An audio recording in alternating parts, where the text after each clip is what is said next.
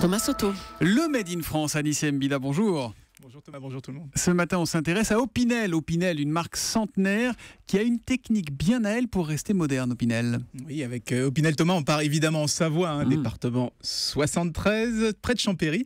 Et c'est à quelques kilomètres où, en 1890, donc il y a 125 ans, un certain Joseph Opinel a inventé son célèbre couteau avec le manche-pliant. Manche en bois, là. Manche en bois. Un peu beige. Oui, et donc à 125 ans, Opinel réussit une performance dont peu d'entreprises de son âge sont capables. C'est rester moderne et toujours attirer une nouvelle clientèle. Et pour ça, ils ont une astuce. Alors, ils s'obligent à lancer au moins un nouveau produit tous les ans, un peu comme les fabricants de téléphones portables.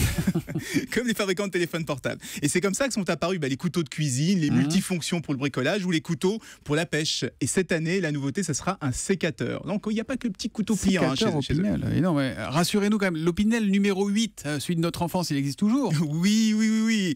On c'est bien ça, pas. C'est le numéro 8. C'est le numéro 8, c'est le plus vendu. 3/4 des couteaux de Opinel, de 1 à 12, c'est le 8 qui est le plus vendu. Et puis Opinel, ça reste quand même une entreprise traditionnelle, familiale. Tenez, son directeur général, c'est Denis Opinel, qui est l'arrière-petit-fils du fondateur Joseph Opinel.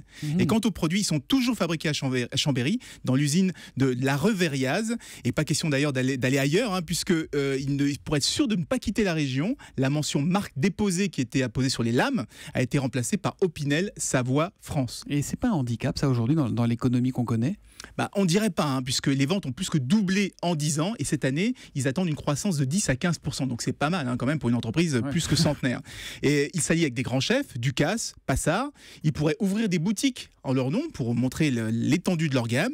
Ils ont même proposé aux internautes de dessiner le manche du couteau anniversaire. Tout ça sur Facebook et sur Internet. La preuve qu'on peut avoir 125 ans, respecter la tradition et parfaitement maîtriser le marketing moderne. Une leçon de modernité tranchante, et c'est un Made in Chambéry, un Made in Savoie 73 ce matin avec Anissé Mbida.